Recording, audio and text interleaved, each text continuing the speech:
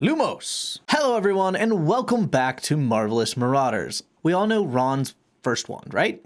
The poor battered thing with the unicorn hair poking out of the end of it barely worked even before it was snapped in half in Chamber of Secrets. You know that one, right? Remember when we first meet Ron and he told Harry that his brother Charlie gave it to him because he got a new one? Why did Charlie get a new wand? That's not how wands work. But what if I told you it was someone else's wand before it was Charlie's? I know. Crazy. But because here's the thing, wands don't like being used by other wizards. And this particular wand that Ron had, it was like the worst wand to even try to pass down and be inherited. So today we're diving into the hidden story of Ron's first wand, how it connects to a tragic piece of wizarding history, and why it might have once belonged to someone who died fighting for the Order. All right, so let's start with the basics. In Sorcerer's Stone, Ron just straight up tells Harry that his wand used to belong to Charlie. Makes sense, right? Older siblings get a new wand. Younger siblings get stuck with the old one. Classic hand-me-down multi-child family. But there's a huge problem with that. That's not how wands work.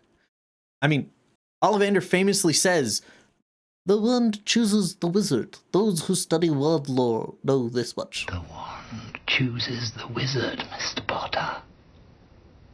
That much has always been clear to those of us who have studied wand lore. And Pottermore even backs this up. Wands bond with their owners. If you inherit one, you're basically using a wand that actively doesn't want to work for you. They will under certain circumstances, but in most cases, if I had a wand and I gave it to you, it's not going to work for you. We see it many times in the series. But here's where things get weird. We know the exact type of a wand that Ron used. It was an ash wood with unicorn hair core. And according to wand lore, this is one of the worst kinds to pass down. Ash wands are incredibly loyal. And Pottermore even says, the ash wand cleaves to its one true master and ought not to be passed on or gifted from the original owner, because it will lose power and skill. This tendency is extreme if the core is of unicorn, because unicorn hair doesn't want to be passed down either.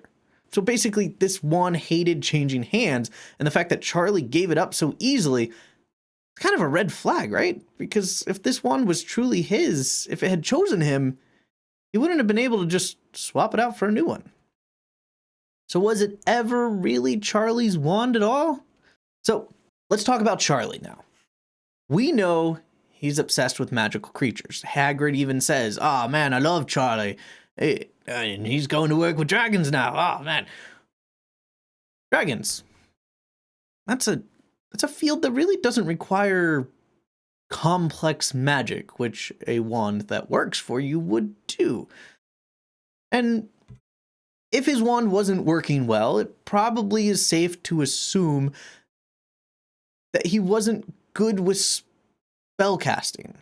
Like, he could probably cast all the spells, but, they weren't particularly powerful. So he probably excelled more at care of magical creatures and herbology.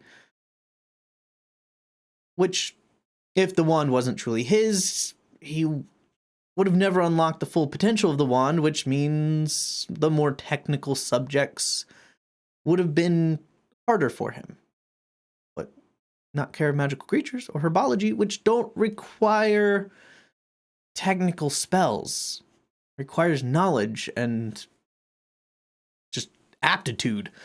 So let's not forget, the wand is a unicorn hair core, which is important because unicorn hair wands are ridiculously loyal. Once they bond with someone, they don't really like to change. We see that with Neville as well.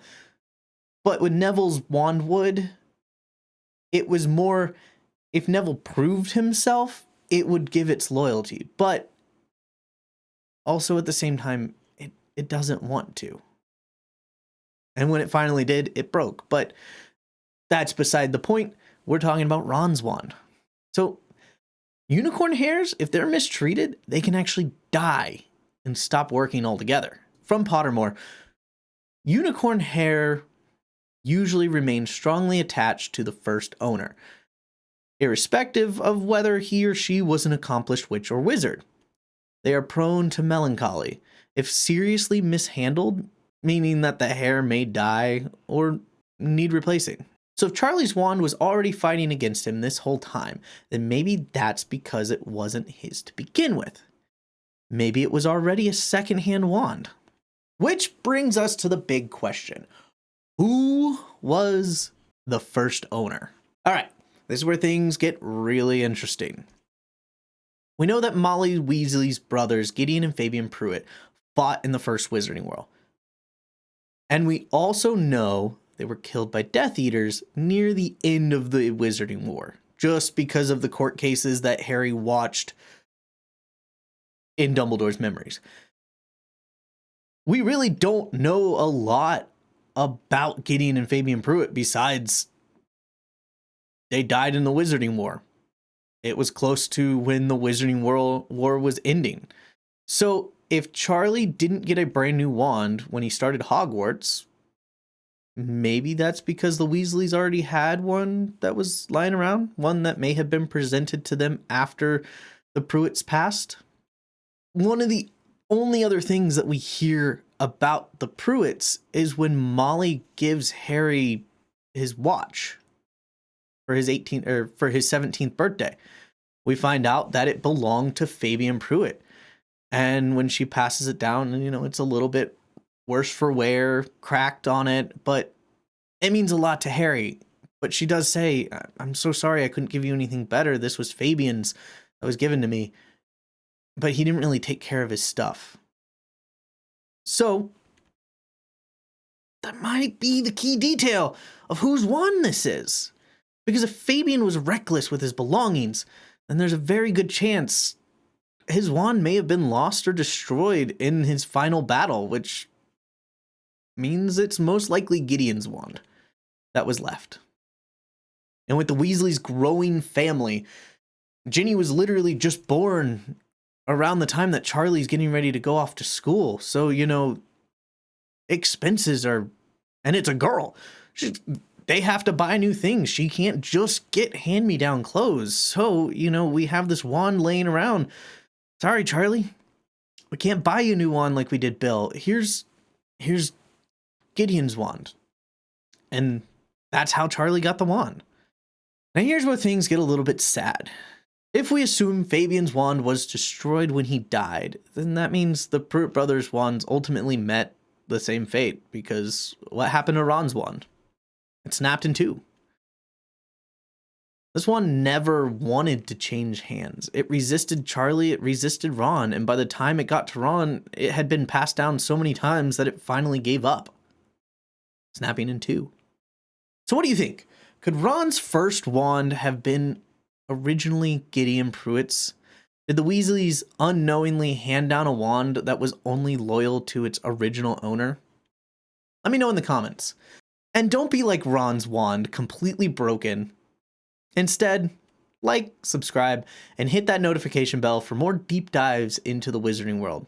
Thanks for watching, and I'll see you next time. Nox.